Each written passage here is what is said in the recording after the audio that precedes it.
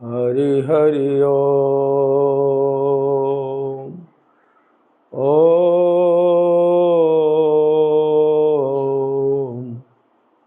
हरि हरि ओम। हरि हरि ओम। वक्रतुंड महाकायो कोटि सूर्य समप्रभो निर्विघ्नं कुरु मे देव सर्वकार्येषु सर्वदा। मंगलं कौशलेन्द्राय महनीय गुणाब्धये चक्रवर्ती तनूजाय सार्वभौमाय मंगलम्। तव तत्त्वं न जानामि कीदृशोऽसि महेश्वर यादृशोऽसि महादेव तादृशाय नमो नमः। गंगातरंगरमणीयजटाकलापं गौरी निरन्तरविभूषितवामभागं नारायण प्रियमनंगमदापहारं वाराणसीपुरपतिं भज विश्वनाथं। तव मायावश जीव जड़ो संतत फिरहि भिलान तिन पर क्रोध न करिय प्रभु दीन बंधु भगवान। शंकर दीन दयाल प्रभु मोह पर हो कृपाल श्राप अनुग्रह हो ये जिमि नाथ थोरे वो काल। शिव समान दाता नहीं विपति विदारण हार लज्जा सबकी राखिए नंदी के सवार।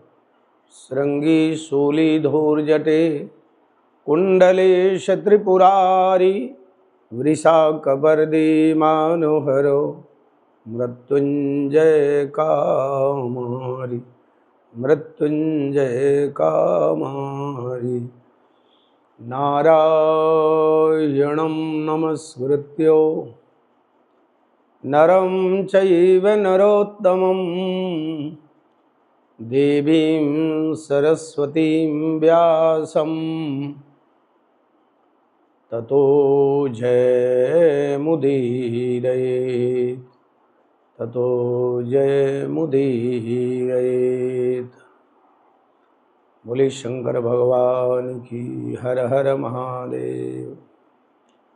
आज की सभा में सभी श्रोताओं को ओम नमः शिवाय। भगवान की अहेतु की कृपा से बोध भावन देवाधिदेव महादेव की निरंतर आप सब लोग शिव रहस्य शिव महिमा की कथा श्रवण कर रहे हैं। आज की कथा में विराट रूप से भगवान शंकर, कई दिनों तक यह कथा चलेगी। विराट रूप भगवान शिव आज सारे जगत में निराकार रूप में व्याप्त होकर सारे जगत को शिवलिंगाकार विराजमान होकर सारे जगत का कल्याण कर रहे हैं।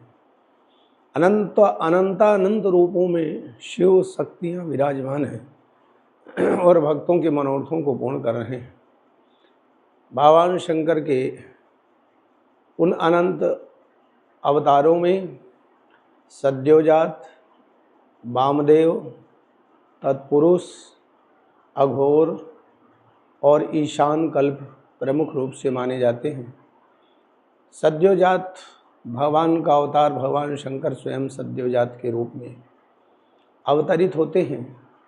सारे जगत के कल्याण करने के लिए जब भगवान सद्योजात प्रभु का अवतरण होता है, उनका श्वेत कल्प होता है, श्वेत स्वरूप होता है और सारे जगत का कल्याण करने के लिए अपने अंशावतारों में 4 अंशावतारी शिव शक्तियों को वो प्रकट करके और जगत का कल्याण करते हैं। यह सद्योजात कल्प कहलाता है और यह यहाँ पर भक्तों को अभीष्ट फल देने के लिए भगवान शंकर सद्योजात प्रभु के रूप में विराजमान होकर जगत का कल्याण करते हैं, जगदाधार जगदीश्वर बनते हैं। इसी प्रकार से भगवान शंकर का और सद्यो, इसका वेद में मंत्र आता है, सद्यो जातम प्रपद्यामि सद्यो जाताय वै नमो नमः, भवे भवे नाति भवे भवस्मा भवोद्भवाय नमः। इसी प्रकार से पंच अवतरणों में भगवान का वामदेव रूप में अवतार होता है। ये वामदेव प्रभु भगवान शंकर का ही स्वयं अंशावतार है। भगवान शंकर ही वामदेव के रूप में प्रकट होते हैं। इनका इस वामदेव प्रभु का रक्त वर्ण होता है और सारे जगत का कल्याण करने के लिए जगदाधार 4 अंशावतारों में यहाँ भी प्रकट होकर के चतुर्दिक सारे जगत का रक्षण भरण पोषण भक्तों को अभीष्ट फल की प्राप्ति कराते हैं। इसलिए यह वामदेव कल्प के नाम से ही भगवान का अवतरण माना जाता है। कृष्णान जी और कृष्ण आदि ये 4 अंशों में भगवान शिव ही वामदेव के रूप में अवतरित होते हैं और सारे जगत का भक्तों को अभीष्ट फल की प्राप्ति करते देते हैं। अभीष्ट सिद्धि में देहि। इस प्रकार से यहाँ पर वेद मंत्र ऐसे प्रभु भगवान शंकर के शिवावतार वामदेव जी का वंदन करते हैं। वामदेवाय नमो, ज्येष्ठाय नमो, श्रेष्ठाय नमो आदि करके इनका वंदन करते हैं, स्तवन करते हैं। इस प्रकार से यह शिव रहस्य में वामदेव स्वरूप भगवान का या कहें वामदेव कल्प अद्भुत और दिव्य माना जाता है। तीसरे कल्प में भगवान, 5वें में से तीसरे कल्प में तीसरे अवतार में तत्पुरुष नाम से भगवान का अवतार होता है। इस समय भगवान तत्पुरुष रूप से अवतरित होकर के सारे जगत का सृजन पालन संहार करते हैं, असुरों का संहार करते हैं।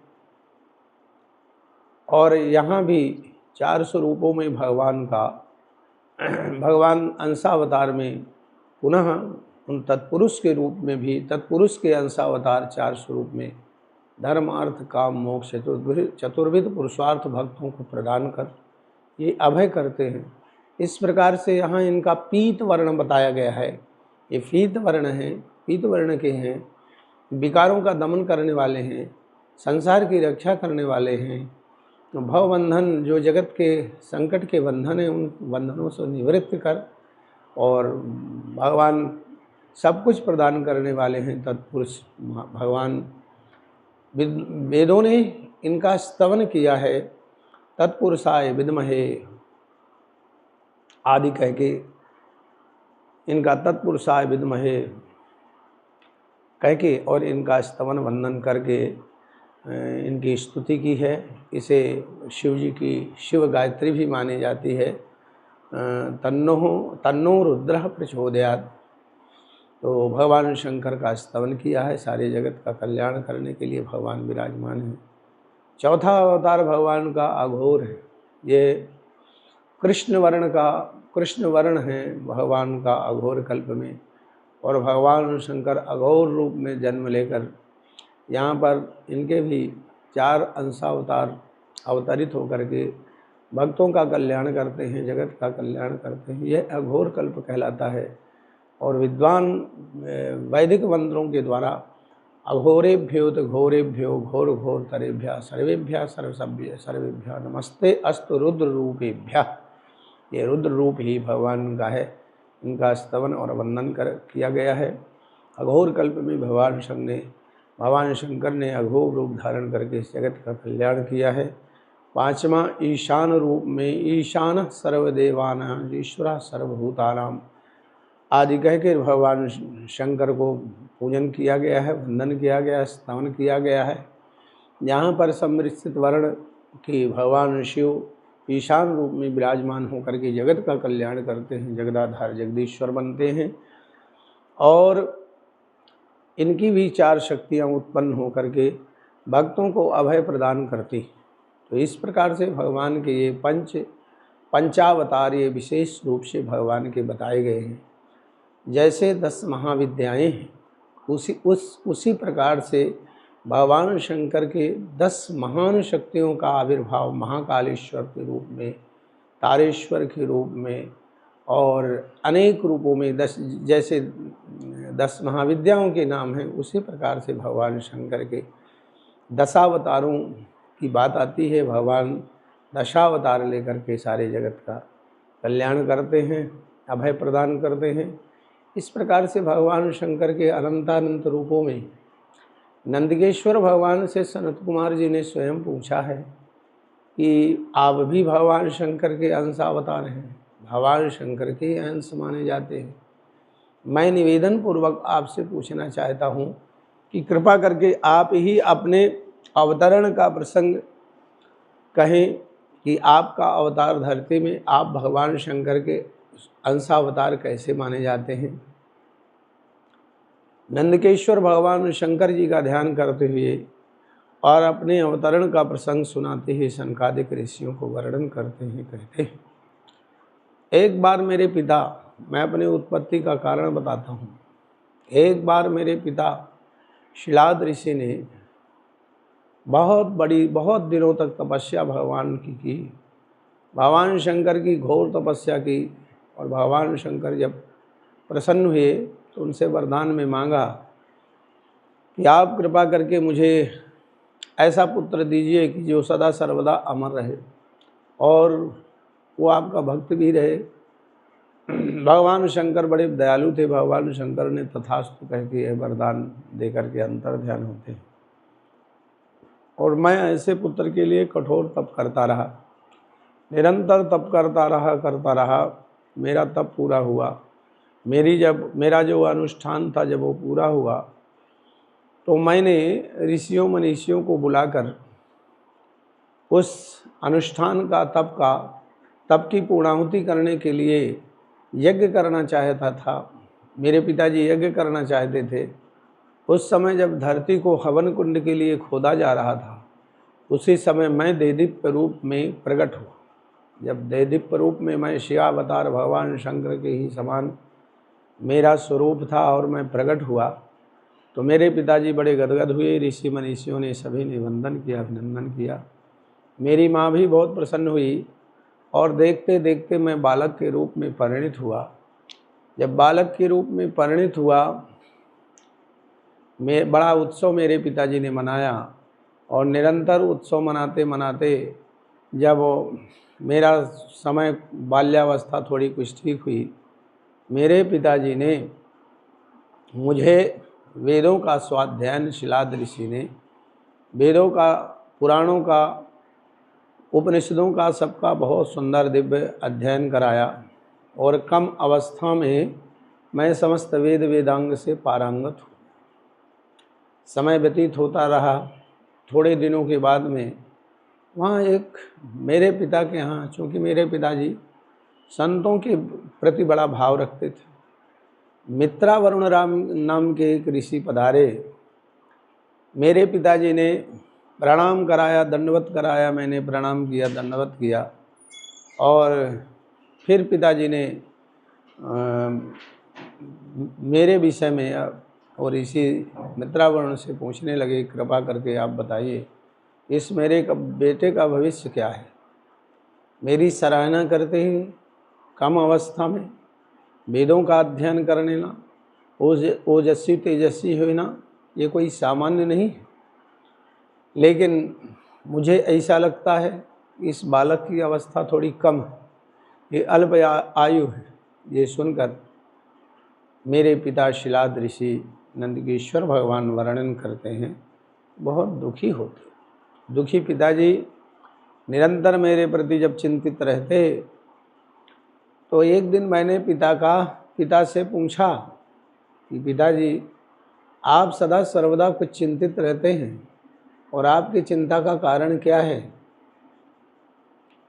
दुखी होकर अंततोगत्वा पिताजी ने मेरे से सारी बात कही कि तुम कुछ दिन के ही हो, ऐसा मित्रावरुण नाम के ऋषि ने बताया था।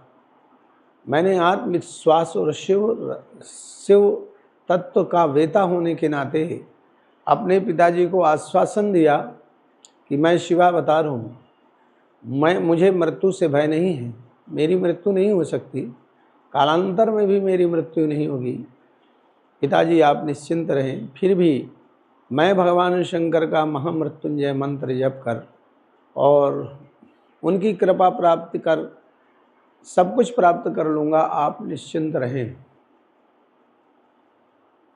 मित्रावरुण ने बताया था इन्हें अग्नि आदि का वो भय है, इसलिए आप इनसे तपस्या कराना। स्वयं ही मैंने अपने पिताजी से कहा, पिताजी मैं ऐसी तपस्या करूंगा कि मेरा कोई भी कुछ नहीं बिगाड़ सकेगा। और मैंने घोर तप किया। तप बल रचाई प्रपंच विधाता, तप बल विष्णु सकल जग त्राता, तपो आधार सब सृष्टि भवानी, करिय जाय तपो वस जिय जानी। मैंने घोर तपस्या किया और घोर तपस्या के फलस्वरूप इंद्र प्रसन्न होकर मेरे पास में आकर के वरदान मांगने के लिए कहा, वरदान मांगो। नंदकेश्वर भगवान कहते हैं कि मैंने इंद्र से वरदान नहीं, मैंने उत्तर में कहा मुझे वरदान देने के लिए भगवान शंकर स्वयं आएंगे।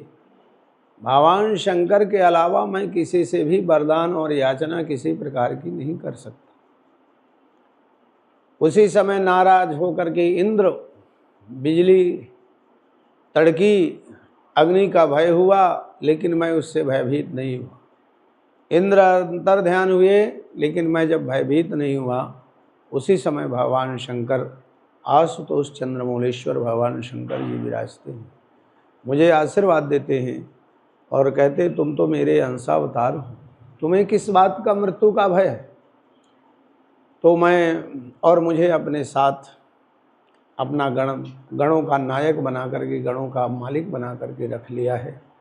आज भी मैं भगवान शंकर के साथ सदा सर्वदा नंदकेश्वर, मैं सदा सर्वदा घूमता हूँ। एक बात का भक्तों को जो भ्रम है वो दूर करना चाहते हैं हम। नंदी जो भगवान की वृषभ की धर्म वृषभ की सवारी है वो अलग है, और नंदकेश्वर भगवान के गण हैं, जो गणों में प्रधान हैं, जो गणों के मालिक हैं। तो नंदी और नंदकेश्वर में अंतर है। नंदी तो भगवान शंकर के वाहन हैं और नंदकेश्वर भगवान शंकर के गण हैं। ये भेद अंतर भक्तों को जानना चाहिए। तो इस प्रकार से तब से मैं निरंतर भगवान शिव का गुणगान गाता हुआ आज भी अजर अमर होकर के भगवान शंकर की बड़ी कृपा, भगवान शंकर की अत्यंत आशीर्वाद मेरे ऊपर बना रहता है। इस प्रकार से शिव रहस्य में नंदकेश्वर भगवान की अद्भुत कृपा, अद्भुत कथा भगवान की नंदकेश्वरावतार की। भगवान शंकर ही नंदकेश्वर भगवान के रूप में अवतरित हुए। बोलिए नंदकेश्वर भगवान की। इसी प्रकार से भगवान ने अनेक अवतार धारण करते हुए एक अवतार भगवान का है वैश्यनाथावतार। भगवान शंकर भक्तों के अनुसार जहाँ जहाँ प्रकट हुए, अनंत अनंत रूपों में प्रकट हुए भगवान के अवतार माने जाते हैं, कहे जाते हैं। नंदीग्राम में एक महानंदा नाम की अप्सरा थी। भगवान शंकर की अटूट भक्त थी। भगवान ब्रह्म मुहूर्त में, यद्यपि उसका कार्य ठीक नहीं था, लेकिन भगवान शंकर की इतनी भक्त थी, प्रातःकाल ब्रह्म मुहूर्त में स्नान करके शिवाभिषेक करके भगवान शंकर का नियम पूर्वक स्तवन वंदन पूजन करने के बाद में शिव पंचाक्षर मंत्र का जप करती थी, त्रिपुंड धारण करती थी, रुद्राक्ष का माला पहनती थी। भगवान शंकर को अनेक प्रकार के गीतों से, क्योंकि वाद्य इसे अनेक संगीत को जानने वाली थी, अनेक प्रकार के वाद्यों का गान था। शंकर भगवान को संगीत के भजनों के माध्यम से प्रसन्न करती थी और नृत्य करके भगवान शंकर को, नृत्य करना भी भक्ति है, गाना भी भक्ति है, नृत्य करना भी भक्ति है। और भाव को जब भक्त नहीं रो सकता है, भगवान के लिए जो अश्रुपात करता है, वो भी भगवान की भक्ति है। भक्ति के अनेक प्रकार हैं और उन अनेक प्रकार, श्रवणम कीर्तनम विष्णु, स्मरणम पाद सेवनम, अर्चनम वंदनम, दास्यम साक्ष्यमात्म निवेदनम। नवधा भक्ति शिव पुराण में भी अन्य पुराणों में बताया गया है। तो ये महानंदा सदा सर्वदा भगवान शंकर को समर्पित। एक बार भगवान शंकर ने देखो परीक्षा लिया, महानंदा कि यहाँ भगवान शंकर एक वैश्य के रूप में, वहाँ पर बहुत सुंदर कंगन हीरे मणियों से जटित पहन करके उस अप्सरा के घर में आए। अप्सरा ने आव भाव तो किया, लेकिन उसकी दृष्टि उस सेठ जी के कंगन पर थी, वैश्य जी के कंगन पर थी। वैश्य कोई दूसरे नहीं, साक्षात भगवान शंकर की माया थी, भगवान शंकर की लीला कर रहे थे। लीला विसादर भोलेनाथ ने, वैश्य ने उस अप्सरा से कहा, क्यों इस कंगन को लेने की इच्छा है? ये कंगन पसंद है? यदि ये कंगन तुम्हें पसंद है इसे ले लो, और मुझे स्वयं बताओ कि इसका मूल्य है तो अमूल्य है, इसका कोई मूल्य नहीं, लेकिन तुम ही बताओ इसका मूल्य क्या दे सकती हो। अप्सरा ने कहा, देखो भक्तों की कैसी कठिन परीक्षाएं भगवान शंकर लेते हैं। परीक्षाओं में उत्तीर्ण हो गए भक्त, तब तो कहना ही क्या। अप्सरा ने कहा, मेरा कोई धर्म नहीं है, मेरा तो कार्य है, मेरा धर्म ही अधर्म है, लेकिन फिर भी यदि आप इस कंगन को मुझे देंगे तो चूँकि मैं अप्सरा हूँ, मैं अपने आप को ही आपको कुछ समय के लिए दे सकती हूँ, तो आपके साथ में 3 रात 3 दिन में आपकी पत्नी के रूप में रह करके सधर्म को निभा सकती हूँ। वैश्य बोले, हमें मंजूर है, लेकिन इसके साक्षी सूर्य और चंद्रमा हैं। तुम 3 बार कहो कि जो हम कह रहे हैं वो सत्य है, हम 3 दिन 3 रात तुम्हारी सहचरी धर्मपत्नी बन करके रहेंगे। उस अप्सरा को चूँकि उस कंगन से इतना मोह था, उसने, और उसका धंधा भी था, उसने यही कहा कि मैं 3 दिन तक इस पुरुष के साथ में पत्नी बन करके रहूँगी। सत्य है, यह सत्य है, यह सत्य है, सूर्य और चंद्रमा साक्षी। भगवान शंकर ने एवमस्तु कहा है, उसके यहाँ भगवान शंकर निवास करने के लिए तत्पर हुए। बहुत सुंदर भगवान शंकर के लिए वो स्थान दिया। उसे क्या पता कि ये भगवान शंकर हैं, लेकिन शंकर भगवान ने, एक उनके पास में शिवलिंग था, इतना दिव्य शिव, चंद्रमौलेश्वर शिवलिंग थे। शंकर भगवान ने कहा, इस शिवलिंग को तुम सुरक्षित रखना, यह शिवलिंग बहुत अद्भुत है, कीमती है और मेरे प्राण हैं।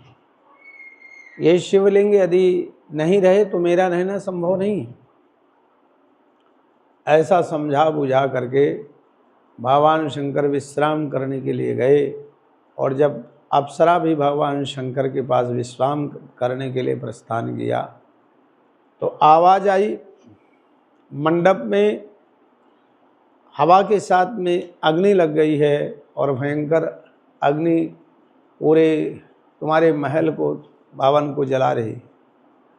वो अप्सरा भागती है और भाग करके अपने जीव जंतुओं की, जो भी जीव जंतु थे, उन जीव जंतुओं को बचाया, और बचाने के बाद में उसको ध्यान नहीं रहा, जो शिवलिंग थे पूजा मंडप में रखे रखे वो भस्म।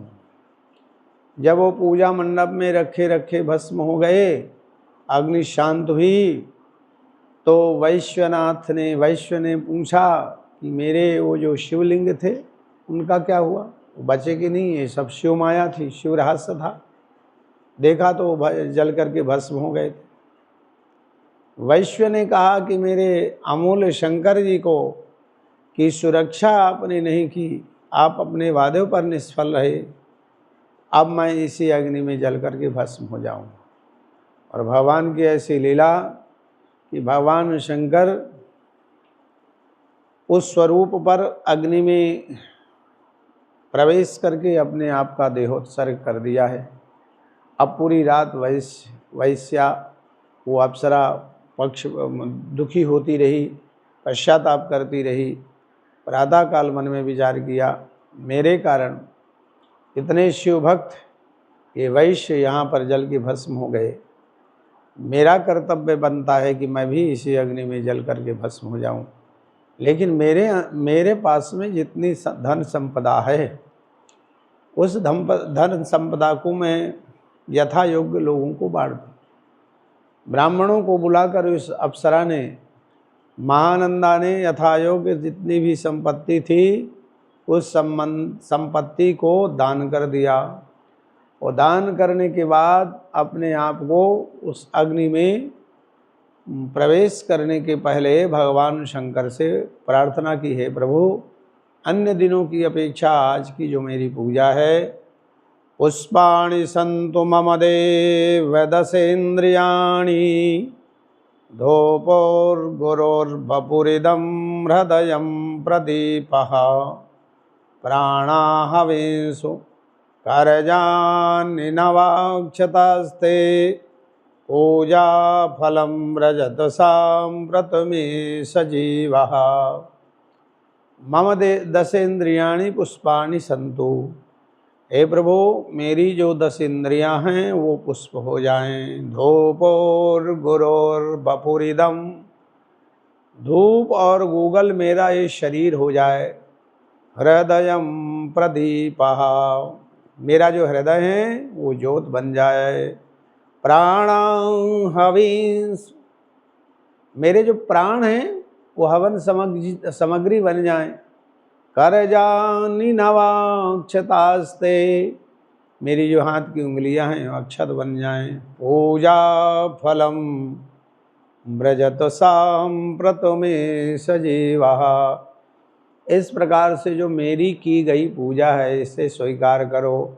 और अग्नि में प्रवेश करना ही चाहती थी कि शंकर भगवान वहाँ प्रकट हो गए। बोले शंकर भगवान की। शंकर भगवान प्रकट हो गए और कहने लगे, देवी मैंने तुम्हारी भक्ति की परीक्षा ली। भक्त को किस प्रकार से भगवान पर समर्पित होना चाहिए। कार्य किसी का कुछ भी हो सकता है, लेकिन भगवान के चरणों में समर्पण किस प्रकार से होता है ये मुझे समझ में आया। मुझसे वरदान मांगो। तो उस अप्सरा ने, महानंदा ने कहा, जन्म जन्म श्री राम पद यह वरदान नयान। हे नाथ, आप सदा सर्वदा के लिए मैं आज आपकी शक्ति को जान पाई हूँ। आज मेरी पूजा पाठ पूर्ण हुई है, तो मैं चाहती हूँ सदा सर्वदा मैं आपकी पूजा पाठ करती रहूँ। विकारों से मेरा मन हट जाए।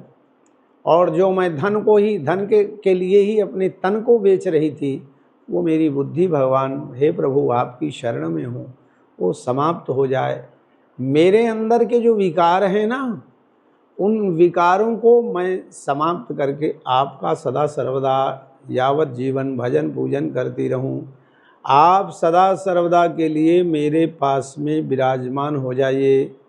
तो शंकर भगवान वैश्वनाथ के रूप में, नाथावतार के रूप में भगवान शंकर का शिवलिंग प्रकट हुआ। और वह महानंदा वैश्या सदा सर्वदा भगवान की आराधना करती हुई और उन्हीं का गुणगान गाती हुई सदा सर्वदा अपने जीवन को भगवान शंकर के चरणों में समर्पित कर दिया।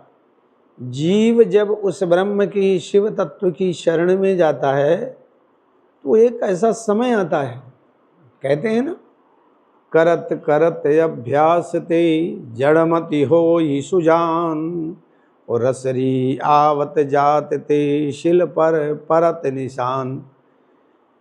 निरंतर भगवान की मन ना लगे फिर भी उपासना करो। मन ना लगे, जैसे बिना मन के औषधि खाने पर औषधि का लाभ आपको मिलता है, मन लगे बहुत अच्छी बात। यदि आपने भाय कुभाय भाय कुभाय अनख आलसु नाम जपत मंगल दिश दसहूं। भाव से जपो, कुभाव से जपो, कैसे भी भगवान का नाम यदि आप निरंतर उच्चारण करते रहते हो तो अंतर तिमिर समाप्त हो जाता है। इसलिए अंतर अंधकार, एक तो रात्रि का अंधकार है, एक अंतर तिमिर है जो दिन में भी रहता है। उस अंतर तिमिर को समाप्त करने के लिए, अंतर तिमिर को हटाने के लिए भगवान शंकर रूपी दिव्य प्रकाश जब आपके अंदर प्रवेश कर जाएगा तो आप सद्ज्ञानवान हो जाएंगे, भगवान शिव की कृपा हो जाएगी, भगवान शिव सदा सर्वदा आपका मंगल करने लगेंगे। इसलिए प्रत्येक दिन नियम बनाइए, नमः शिवाय मंत्र पंचाक्षर। आप भी भगवान शिव के यदि भक्त बने तो आपको भी भगवान आपके लिए भी दर्शन दे सकते हैं। बहुत पुरानी बात है, हम निरंतर शिव आराधना करते थे तो भगवान शिव पिंडी में नर्मदेश्वर भगवान में साक्षात भगवान शिव का पूरा स्वरूप दर्शन देने लगे। तो हमको आश्चर्य हुआ कि हम ऐसे देख रहे हैं। और वो जब भक्ति की प्रगाढ़ धारा होती तो भगवान शंकर उस शिवलिंग में, छोटे से शिवलिंग में हमें दर्शन देते। एक बार नहीं, अनेकों बार ये क्रम चलता रहा। लेकिन भक्तों को ये जब बात बताई गई, इसके बाद आज तक वो दिव्य छवि के दर्शन नहीं हुए। तो हमारे भक्ति के अनुसार भी भगवान के अवतार संभव हैं, हमारे समर्पण के अनुसार भी भगवान के अवतार संभव हैं। इसलिए सदा सर्वदा जो है चिदानंद रूपम शिवोहम चिदानंद रूपम शिवोहम शिवोहम शिवोहम शिवोहम शिवोहम शिवोहम शिवोहम शिवोहम चिदानंद रूपम शिवोहम शिवोहम। कल भगवान के अन्यान्य अवतारों को जो ने साकार शिव हैं वो निराकार रूप में आज सारे जगत में व्यापक हैं। कल भगवान के अन्यान्य अवतारों की कथा श्रवण करेंगे। श्रीमती विजय धीर जी को हम हृदय से धन्यवाद करते हुए आज वाणी को विश्राम करते हैं। कल पुनः आप